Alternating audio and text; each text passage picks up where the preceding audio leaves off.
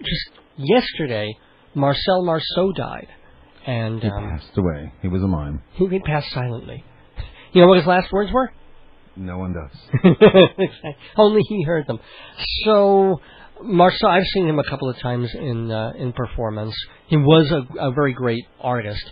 And I don't know very much about mime, except for the fact that I, like everybody else, make fun of it, and yet I've enjoyed it most of the times I've seen it. In fact, most recently, Billy the Mime, who is absolutely brilliant. He's taking it to another level. He's taking it to a very modern and dark sensibility. If you ever saw the movie The Aristocrats, or he's literally off Broadway now. I think he's finishing up his run doing his show of all these different short mimes.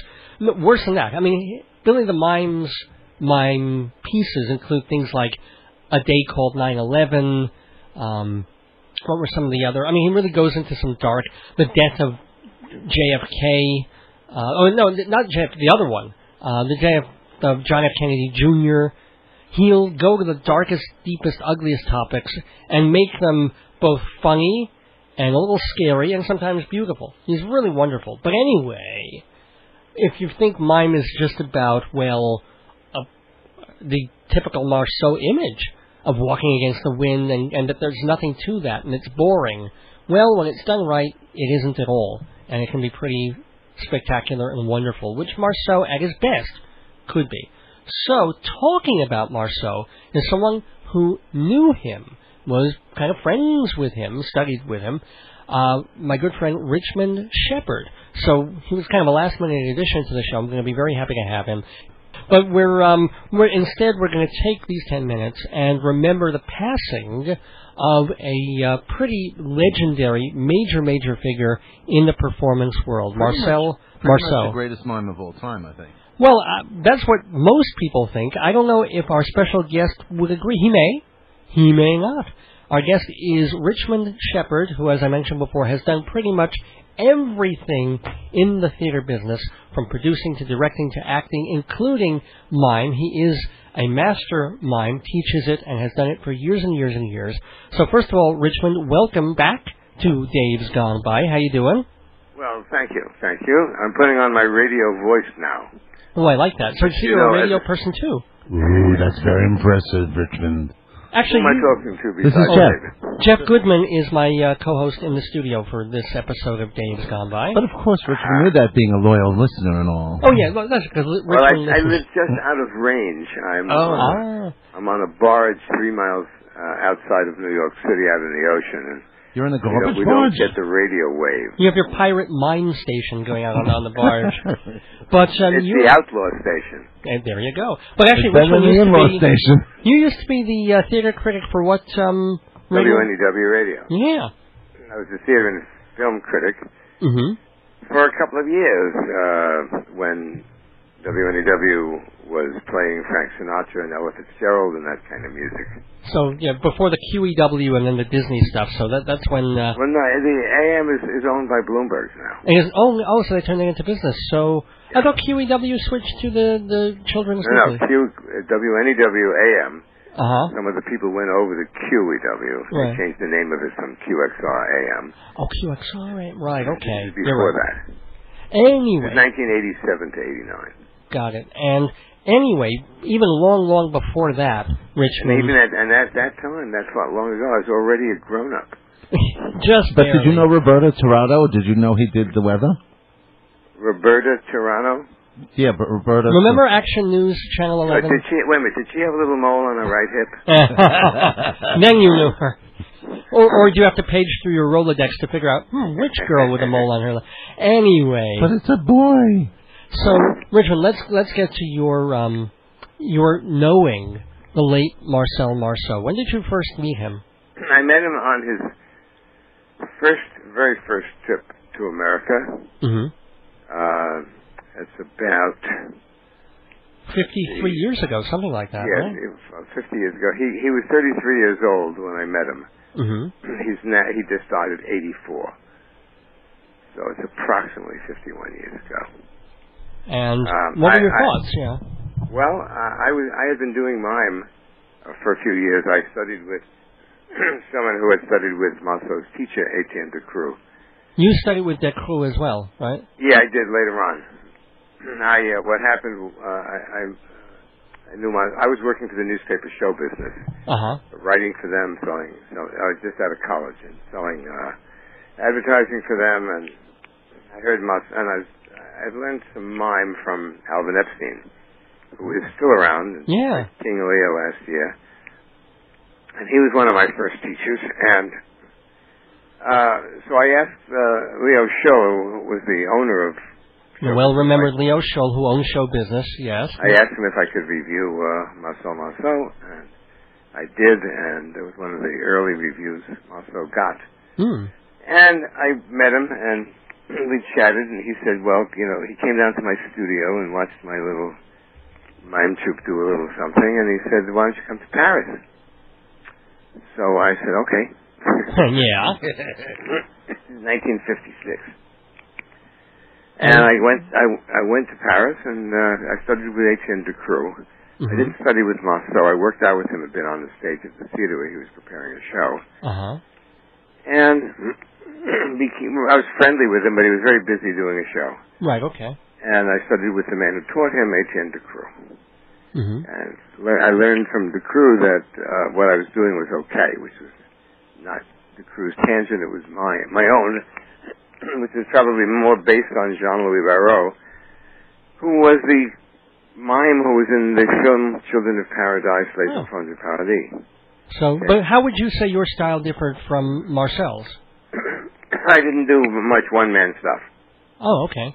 I never did one man chasing a butterfly. Or what he did was, what happens to a man when he rides on a subway, when he goes into a shop, when he encounters whatever. I did mime theater with many characters, with costuming, with live music, with theatrical stories. So it was different. It was more like what Barrault did in Children of Paradise. Okay. Well, can you give us an insight? Can you give us an insight into the person that was Marcel Marceau? Sure. He was. Because I saw his show when he was last year, I guess, in the Belasco Theater in like the late '80s or something. Mid-'80s, he was on Broadway, but he kept coming back to like the Danny Kaye Playhouse. Yeah, he was just brilliant. I mean, it was breathtaking just to see him work. And I'd love to, and because he never spoke on stage, I just really want to know what this man was all about. Well, I saw him perform, of course, when he was 33 and up until into his early 80s. I saw him in, just a few years ago in Austin, Texas. I saw a show he did, and he did a couple of shows in New York a few years ago. And he maintained his physical agility. He was always able to create his mime magic on the stage. There's no one alive, there hasn't been anybody who could do what he does, which is what happens to a man when he, as well as Marceau did. But as he liked as a person, you couldn't shut him up. Really? That's what some of the obituaries say. He was a very gabby, chatty person. He liked to hold court and talk a lot. He was very, let's say, he was very conscious of his status as a world-renowned figure. Did he talk much? And didn't hesitate to remind you of it. Did he talk much about his family and his dad, the Holocaust and all that, or was that? No, he never did. The first television interview he ever did, I arranged for him in California. Les Crane had a television show on the Westinghouse before he went to ABC with the shotgun mic. And Les was a good friend of mine at the time. And I said, listen, Marcel's coming to town. He said, who? I said, come on, interview him, put him on your show. And I told him a little bit about Marceau, and anyway, he interviewed him, and that was his first appearance on television, and that was the first hint that anybody knew that Marceau was Jewish. Well, his given name was Mangel, I think, wasn't it? No one knew his maiden name. No one knew his father. No one knew anything about... Well, that's what I call it. Yeah. His original name. Nobody knew anything about his history or his family's history. But I had prepped Les, and he said, well, I understand that, you're Jewish and that you took part in the underground in France fighting the Nazis. And Marceau kind of hesitantly at that time, this is a long time ago, said, well, yes, that's true. And a little bit about his family's history came out then. But he was surprisingly... He was always thought of as French. Yeah. Only when he became older that he began to discuss at all his family history, relatives dying in Auschwitz, and the part he took in the underground. Yeah, his father had died in Auschwitz. I don't know if I had made that clear. We have just 1 or 2 minutes left with Richmond Shepard. Thank you so much for talking to us about Marcel Marceau. The one thing I also wanted to mention to you, and this is kind of interesting, when I would go see Marcel Marceau, I saw him on Broadway, a couple of times off Broadway, and it was great, it was brilliant, it was amazing to watch, but it was always 2.5 hours long. And I said to him every time I saw him, Marcel, don't do 2.5 hours in America. Do 1.5 hours, 1.5 hours. I'll come and see you again next year. He said, no, then I would have to leave out this, and I would leave out. I said, leave it out. I'll come back and see you next year. No. You couldn't tell him what to do or how to do it because he was, after all, Marcel Marceau. And he also, I said to him, don't do your abstract stuff in the first half. Do it in the second half. Do your comedy stuff in the beginning, so that they'll come back for the second half. But he did it his own way, and ultimately his audiences got smaller and smaller because you saw him for 2.5 hours. You were not going to come back the next year. Yeah, that kind of holds you for a few years, 2.5 hours straight of mime. Anyway, Richmond, I want to thank you very, very much. Anyway, we were all really fond of Marceau. Good. Was he a nice guy? I mean, aside from the arrogance, was he a nice... He was very sweet. He was really nice. He had a kind of a naivete about him. It didn't sound like I was at his 76th birthday party here in New York. He was doing a workshop, and I gave him an imaginary flower. No, we were all quite fond of him. We liked him. There was a kind of a sweetness about Marceau. I hope he got that imaginary gold brick I left at the stage. The imaginary wallet. I kind of mailed him at one point. I think he has transcended that.